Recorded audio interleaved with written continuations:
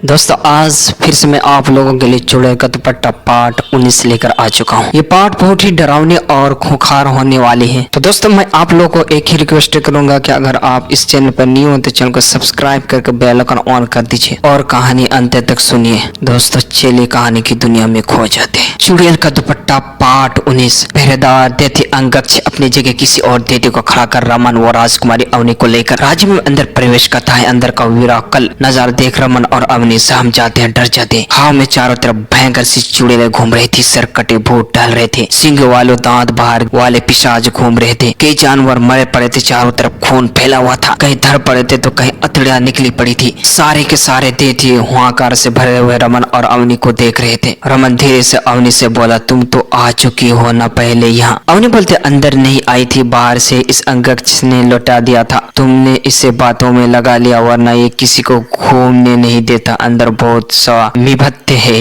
रमन बोलता, वो तो ठीक है, मगर ये कैसा राज है, यहाँ तो चलना भी मुश्किल है। अवनी बोलती, तो तुम्हें क्या लगता है चुड़ैल और पिशाचों की नगरी में और क्या होगा? ये लोग दिन भर भटकते हैं, लाशों को खोद लेते हैं, कमजोर जानवर को खा जाते हैं। इसी बात के तो राक्षस हैं ये। दैत्य अंगक्ष से जो आगे चल रहा था पीछे मुड़कर बोला, किस बारे में बात कर रहे हो मित्र? रमन बोलता, हम बस ये सोच रहे थे कि आप लोगों की जीवन में बहुत कठिनाई है। अंगक्ष बोलता, कठिनाई तो हर जगह है मित्र। पृथ्वी मानव ने रख ली, स्वर्ग के देवताओं ने, पातालनाग आदि जानवर ने, अब हम दानव लोग कहाँ जाएं? वो तो ये अपनी नगरी है। तो जो कोई भी इस कोटि में आता है इस नगरी में आ जाता है। आखिर हमें पसंद करता है कौन है? रमन बोलता, तो इस कोटि में कब तक रहते हो आप लोग? अंगक्ष बोलता, जब तक जीवन पूरा नहीं हो जाता। हम अधूरे जीवन वाले हैं, जो समय रहते हुए मृत्यु को प्राप्त होंगे। अब दूसरे जीवन के लिए वक्त है। पहला जीवन पूरा नहीं हुआ तो नए जीवन तक का समय इस कोठि में गुजारते हैं। फिर जितना भी जीवन हमने जिया होता उसके कर्मों का आधार पर हमें भूत पिशाच प्रेत आदि को कोटि प्राप्त हो जाती है। बस फिर इंतजार बचता है, सिर्फ इंतजार।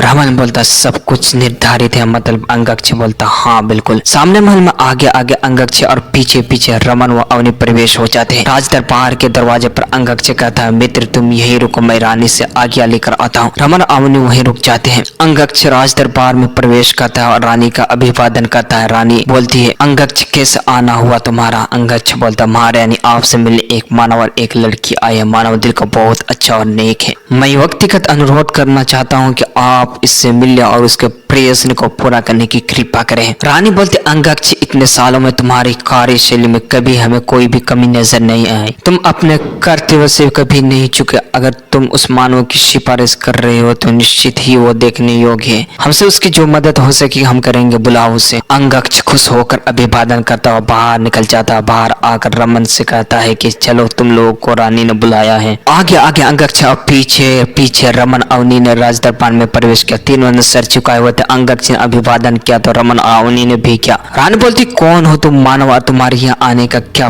प्रयोजन है? रमन जैसे सर उठाकर रानी को देखता है उसकी आंखें आश्चर्य से खुली रह जाती। चेहरे पर सवालों के अनोखे भाव आ जाते हैं। फिर अवनी सर उठाती है और इस बार रानी चौंक कर खड़ी हो जाती है। रानी के चेहरे पर आश्चर्य की प्रकाष्ठा की लकीरें साफ देखी जा सकती थी। रानी अवनी को देख आश्चर्य में थी और रमन रानी को देख आश्चर्य में था। रानी के इस तरह कौतूहल के साथ राजगद्दी से खड़े हो जाने पर सारे दैत्य मंत्रिगण भी खड़े हो गए। अंगक्ष भी घबराया सा कभी रमन को देखता तो कभी रानी और कभी स्तब्ध रह गए पूरे राज दरबार को। दोस्तों रमन आखिर क्यों चौंक गए और रानी अवनी को देखकर क्यों चौंक गए? क्या हुआ उन लोगों के साथ? दोस्तों जानने के लिए अपने प्यारे हाथों से वीडियो को लाइक करके चैनल को सब्सक्राइब फॉलो करके कमेंट में नेक्स्ट पार्ट लिखें।